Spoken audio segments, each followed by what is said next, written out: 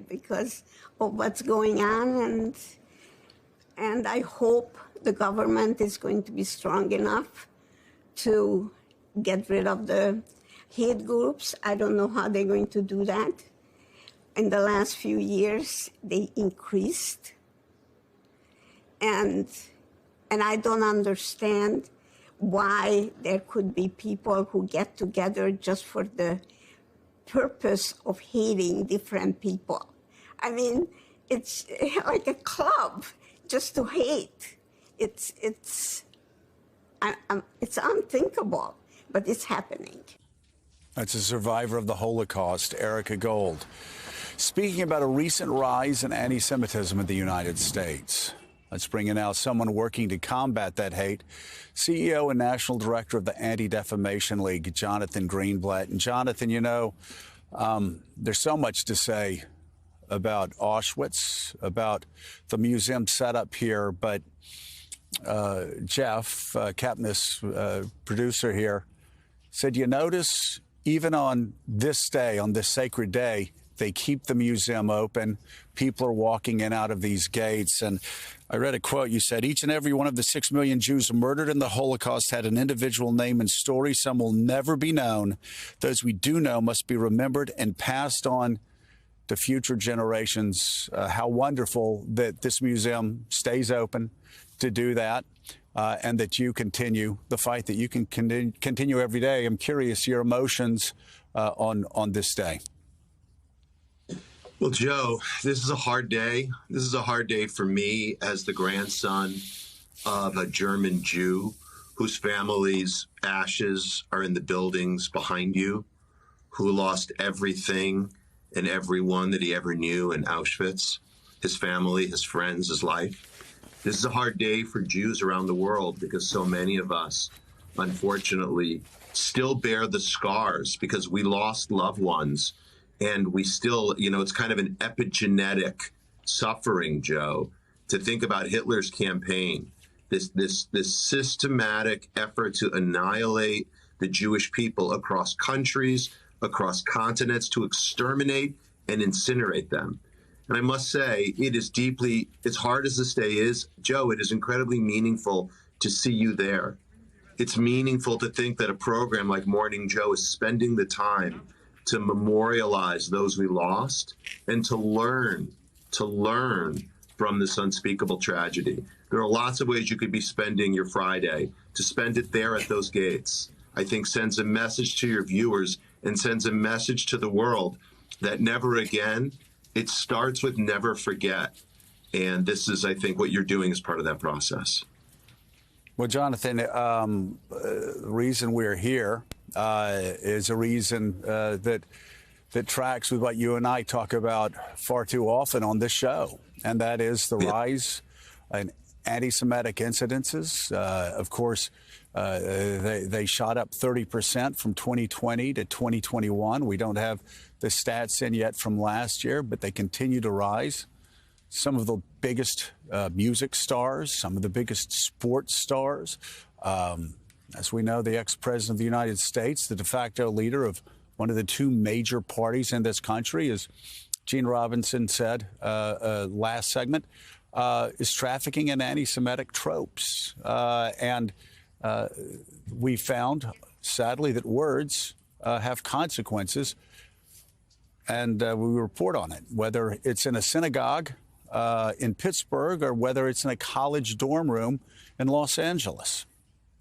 Yeah. I mean, I'm grateful for that. And you pointed out some statistics which really bear consideration. That stat of the number of anti-Semitic acts last year, harassment, vandalism, violence. Joe, it's the highest number the ADL has ever seen. The level of anti-Semitic attitudes in America, we found in a recent study, nearly doubled from 2020 to 2022.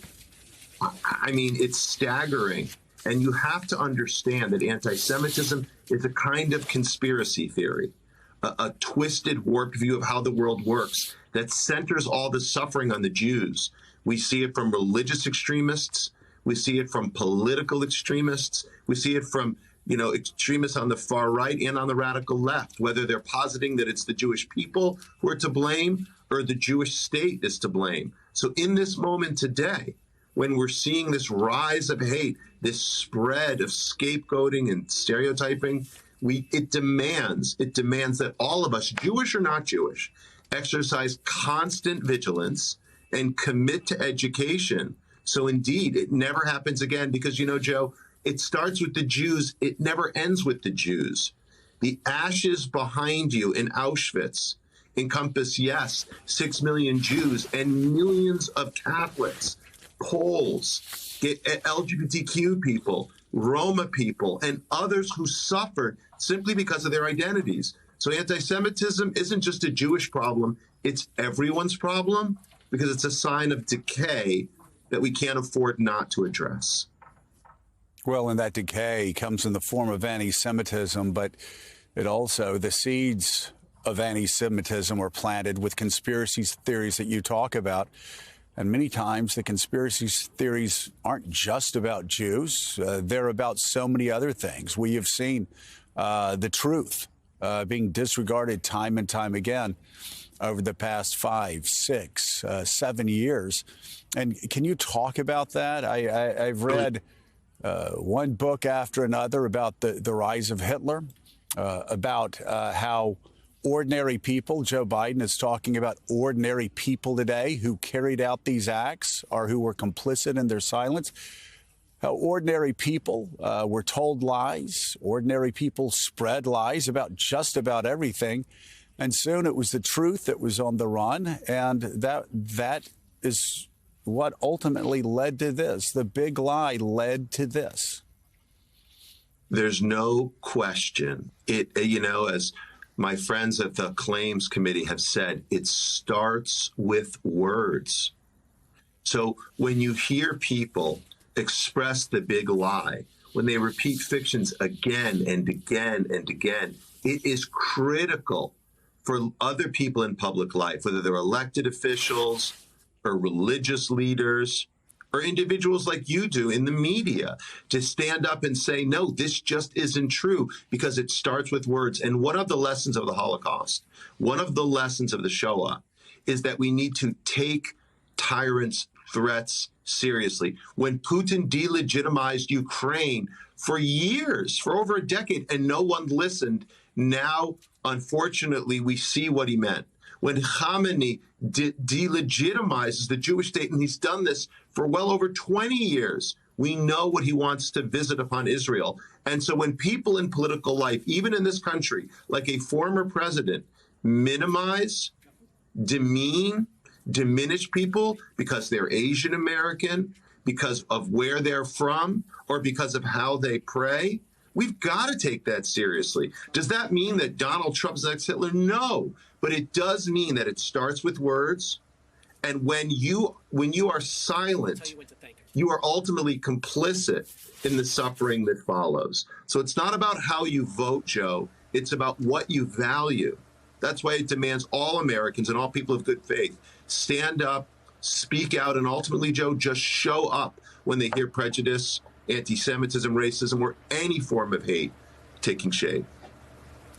Jonathan, good morning. I'm thinking as Joe stands outside of the gates of Auschwitz there about a study that came out a couple of years ago that I think shocked a lot of us, where 2/3 of a younger generation had never heard of Auschwitz, something that's so seared in our minds from history classes, from movies, and just from wanting to understand what happened during the Holocaust. How do we do better on education so that we can live up to that pledge to never forget?